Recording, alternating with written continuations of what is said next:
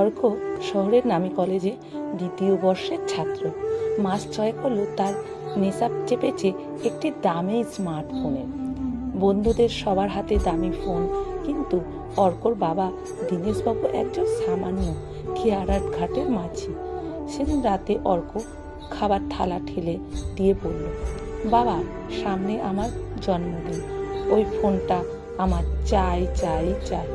যদি না দাও তবে আমি হোস্টেলে চলে যাব। তোমাদের সাথে আর কোনো সম্পর্ক রাখবো না আমি। দীনেশবাবু মলিন মুখে বললেন, বাবা, সামনেই তো তোর দিদির বিয়ে, হাতে একটা টাকাও বাড়তি নেই, তুই বরং পড়াশুনো মন দে। অর্ক গটগট করে ঘরের থেকে বেরিয়ে গেল। সে ঠিক করল যতদিন ফোন না পাবে বাবার সাথে আর কথা বলবে না।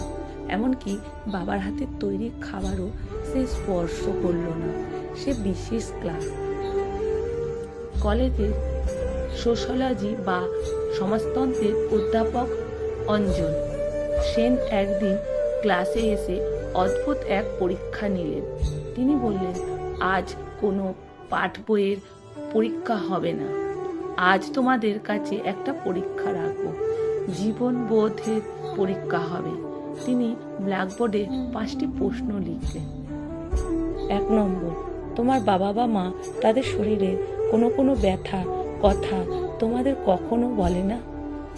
অর্ক ভাবল, মনে পড়ল বৃষ্টির দিনে খেয়া পারাপার করতে গিয়ে বাবার পুরনো বাতের ব্যথাটা চিনচিনিয়ে ওঠে, কিন্তু বাবার দাঁতে দাঁত চেপে লগি ঠেলে যান। নাম্বার 2, তোমার বাড়িতে শেষ কবে নতুন জামা কেনা হয়েছিল এবং সেটি কার জন্য? অর্ক মনে করতে পারলেন না।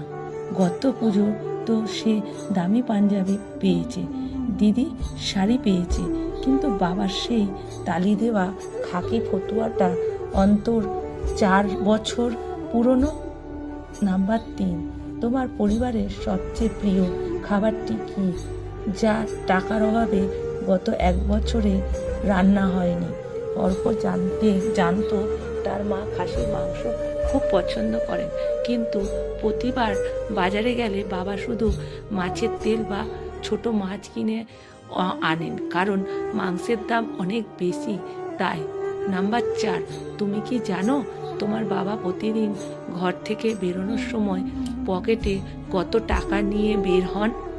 অর্ক মাথা নিচু করে পড়ল। সে শুধু জানে মাস গেলে তার হাত খরচার কত টাকা লাগবে। বাবার পকেটে খবর সে কোনোদিনই রাখেননি।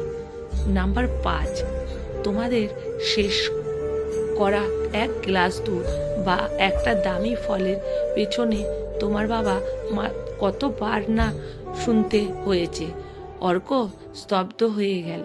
সে জানতো না তার পড়ার খরচ জোগাতে তার বাবা গত 3 মাস ধরে রাতে খাবার বাদ দিয়ে শুধু জল খেয়ে শুয়ে পড়েন।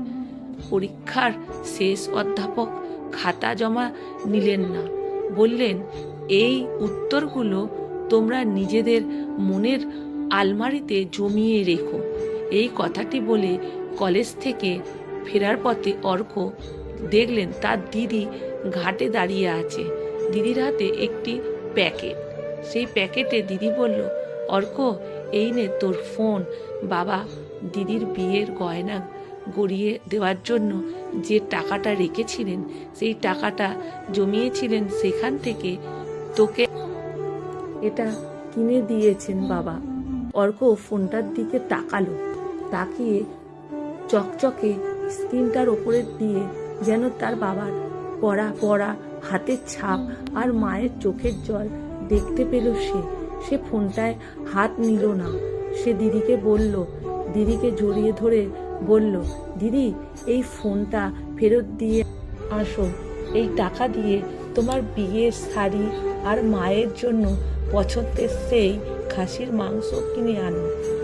সন্ধ্যায় বাবা যখন ভিজে শরীরে ঘাটের থেকে ফিরলেন, অর্ক 1 ঘটি জল নিয়ে বাবার সামনে দাঁড়ালো। তারপরে বাবার পা ধুয়ে দিয়ে বলল, বাবা, আমি ফোন চাই না, আমি চাই শুধু তোমার মতো একজন মানুষ হতে চাই বাবা। অধ্যাপক অঞ্জন সেনের সেই অখিলত পরীক্ষার উত্তর অর্ক তার মনের ডায়েরিতে লিখেছে এবং সে বলেছে, আসলে কি জানেন, বাবা মায়ের ত্যাগের মূল্য কোনো দামি বস্তু দিয়ে পরিমাপ করা যায় না। প্রকৃত শিক্ষা কেবল পাঠ্য বইয়েই থাকে না, তা থাকে অন্যের কষ্ট অনুভব করার ক্ষমতা। কলমে সুষমাবাগ প্রধান, পাঠে অনিতা ভট্টাচার্য। ভিডিওটা যদি ভালো লেগে থাকে বন্ধুরা প্রচুর শেয়ার করবেন।